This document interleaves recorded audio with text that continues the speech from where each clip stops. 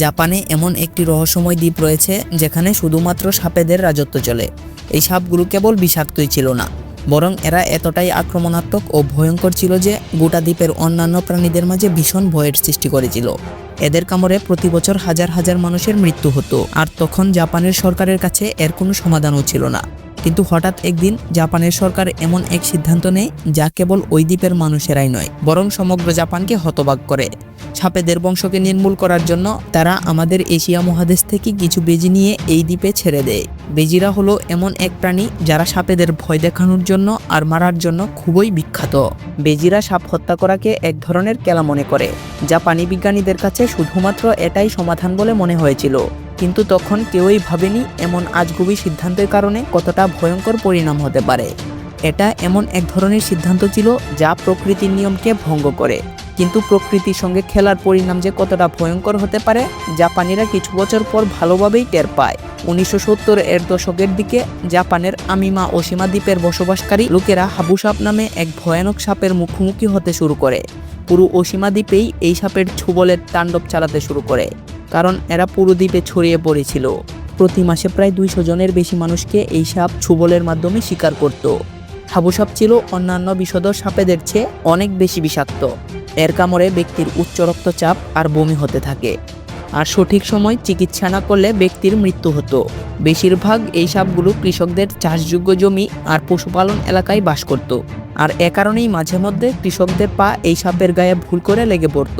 কিন্তু সবচেয়ে বড় সমস্যা হলো সে সময় জাপানে এই সাপের বিষের কোনো প্রতিষেধক ছিল না। যদিও জাপানি বিজ্ঞানীরা এই সাপের বিষের জন্য অ্যান্টিডোট বানানোর অনেক চেষ্টা করেছিল, অবশেষে তারা একটি প্রতিষেধক তৈরি করতেও সক্ষম হয়। কিন্তু তারপরেও একটি বড় সমস্যা হলো এই প্রতিষেধককে সংরক্ষণ করার জন্য প্রয়োজন হয় ভালো মানের মেডিকেল সেন্টার, যেখানে রেফ্রিজারেটরের জন্য বিদ্যুতের প্রয়োজন হয়। কিন্তু 1980 সালের দিকে জাপানের এই এলাকাগুলোতে এই ধরনের বিশেষ কোনো সুবিধা ছিল না। সাপে দংশন করা ব্যক্তিকে মেডিকেল সেন্টারে নিয়ে যাওয়ার পূর্বেই রাস্তাতেই মারা যেত। পরিস্থিতি এতটাই ভয়ঙ্কর হয়ে যায় যে হাবু সাপের কামড়ের ভয়ে কৃষকরা কাজ করার জন্য নিজেদের জমি ছেড়ে শহরের দিকে চলে যেতে থাকে। ধীরে ধীরে এই দ্বীপ জনশূন্য ও নির্জন হতে শুরু করে। এই অবস্থায় জাপানের সরকার বিশাল সমস্যায় পড়ে যায়। তারা একটি জরুরি মিটিং ডেকে ঠিক করে এই সাপের আক্রমণ থেকে দ্বীপটিকে রক্ষা করার জন্য তাদের কিছু একটা করতে হবে। এই সময় জাপানের এক বিজ্ঞানী একটি আজব বুদ্ধি নিয়ে আসে। তিনি বলেন, এমন একটি প্রাণীকে এই দ্বীপে ছাড়া হোক যারা সাপেদের একেবারে শেষ করে ফেলবে, আর তারা সাপেদের বিষের দ্বারা কোনো ক্ষতিগ্রস্তও হবে না। জাপানের সরকারের এই বিজ্ঞানীর বুদ্ধি খুবই পছন্দ হয়, আর জাপানি বিজ্ঞানীরা অনেকগুলো প্রাণীকে বাছাই করার পর অবশেষে সিদ্ধান্ত নেয় বেজিকে এই দ্বীপে ছাড়া হবে। সাপ আর বেজি হলো একে অপরের চিরশত্রু। এরা একবার লড়াই শুরু করলে মৃত্যুর পূর্ব মুহূর্ত পর্যন্ত লড়াই করতেই থাকে, আর এই লড়াইয়ে সবসময় জয়ী হয় বেজি। তাছাড়া বেজিরা বিষাক্ত কুবরা সাপ শিকারের জন্য সুপরিচিত, আর হাবু সাপ হলো এই কুবরাদেরই আরেকটি রোগ। তাছাড়া বেজিদের দেহে এক ধরনের প্রাকৃতিক অ্যান্টিবডি রয়েছে যা সাপেদের বিষ থেকে তাদের বাঁচিয়ে রাখে। এর মানে হাবু সাপ যদি বেজিদের আক্রমণও করে তারপরেও এদের কোনো ধরনের সমস্যা হবে না। উল্টে এরা যদি হাবু সাপকে আক্রমণ করে তাহলে এরা সাপটিকে না মারা পর্যন্ত থামবে না। তাছাড়া বেজিদের একটি চমৎকার গুণ হলো এরা সাপকে কেবল তাদের আহারের জন্যই শিকার করে না, বরং এরা সাপকে হত্যা করে আনন্দ পায়, কারণ এরা হলো চিরশত্রু। এর মানে হলো এদের খিদে না থাকলেও এরা যদি কোনো সাপ দেখতে পায় তাহলে সেই সাপকে কোনোভাবেই জীবিত ছাড়তে রাজি নয়। কিন্তু এখানে একটি সমস্যা রয়েছে, কারণ বেজিরা জাপানের স্থানীয় ছিল না। এদের মূলত আমাদের এশিয়া মহাদেশে দেখা যায়, যেখানের জীবনযাপন জাপানের জীবনযাপন থেকে সম্পূর্ণ ভিন্ন। জাপানি বিজ্ঞানীরা এশিয়ার বিভিন্ন দেশ থেকে 30টা বেজি নিয়ে এসে আমিমা ওশিমা দ্বীপে ছেড়ে দেয়, আর তারা নিশ্চিত হয় যে এবার তাদের সমস্যা সমাধান হয়ে যাবে। তারা এক ডিলে 2 পাখি মারতে চেয়েছিল।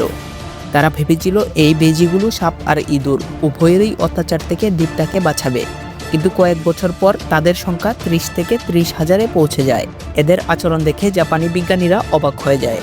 তারা লক্ষ্য করে এই বেজিগুলো সাপেদের শিকারের উপর কোনো রকম আগ্রহই দেখায়নি, উল্টে সাপের সাথে তাদের সংখ্যা বেড়েই চলছে। আসলে হাবু সাপ হলো নিশাচর প্রাণী। এরা কেবল রাতের বেলায় তাদের গর্ত থেকে বের হয়, আর রাত হয়ে গেলে বেজিরা সাপ শিকার করে না। আর মাঝে মধ্যে যদি দিনের বেলায় এরা মুখোমুখি হতো তারপরেও বেজিরা এদের হত্যা করতে কোনো আগ্রহ দেখাতো না। প্রতিটা কাজের যেমন সাইড ইফেক্ট থাকে ঠিক তেমনি এই মিশনেরও একটি সাইড ইফেক্ট দেখা দেয়। দিনের বেলায় সাপ না পাওয়ায় তারা পেট ভরানোর জন্য এই দ্বীপের ছোট আকারের দুর্লভ খরগোশদের ধরেই খাওয়া শুরু করে। শুধু তাই নয়, বেজিরা সেখানকার স্থানীয় পাখিদের সংখ্যা বিলুপ্তের পথে নিয়ে যায়। এই বেজিগুলো গাছে উঠে পাখিদের বাসা থেকে ডিম চুরি করে খেয়ে নিত। সেই সাথে এরা কৃষকদের ফসলকেও নষ্ট করা শুরু করে। জার্মানি বিজ্ঞানীরা যে পরিকল্পনা নিয়ে তাদের এনেছিল তাতে তারা তো সফল হয়নি, উল্টো সাপের অত্যাচারের সাথে আরও এক নতুন সমস্যায় জড়িয়ে পড়েছে। 1980 সালের দিকে যেখানে জাপানে 30টা বেজি ছাড়া হয়েছিল, 25 বছর পর এদের সংখ্যা হয়ে দাঁড়ায় 50,000-এ। আর এরা সাপেদের ছেড়ে এই দ্বীপের মূল প্রাণীকেই নষ্ট করা শুরু করে। স্থানীয় মানুষরা হঠাৎ করে নিজেদের চারপাশের বিশাল পরিবর্তন লক্ষ্য করে।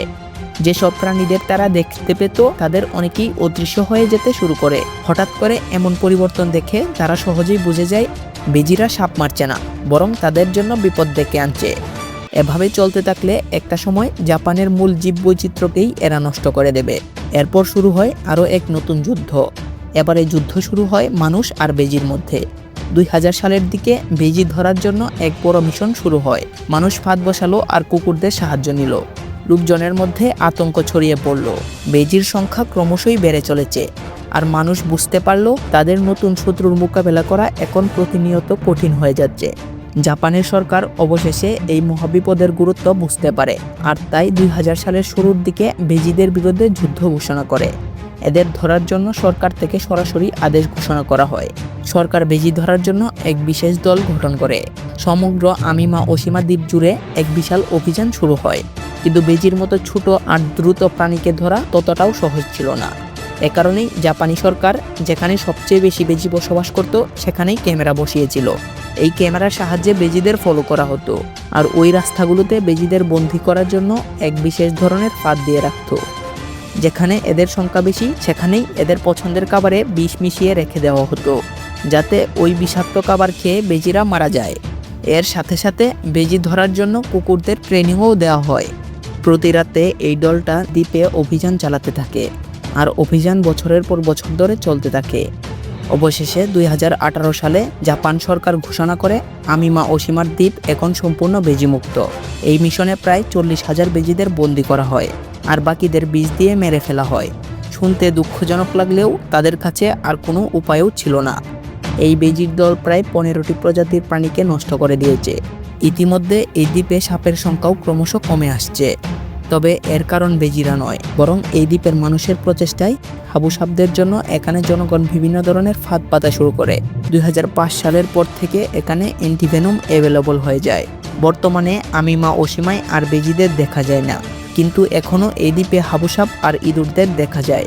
এই ঘটনা থেকে একটি শিক্ষাই পাওয়া যায়, মানুষ যতই বুদ্ধিমান প্রাণী হোক না কেন, প্রকৃতির বিরুদ্ধে গিয়ে কখনোই তারা নিজেদের স্বার্থকে পূরণ করতে পারবে না। আমাদের মনে রাখতে হবে প্রকৃতির ভারসাম্যকে রক্ষা করা আমাদের দায়িত্ব, আর এটাকে নষ্ট করার অর্থ হলো ভবিষ্যতে নিজেদের বিপদ নিজেরাই ডেকে আনা।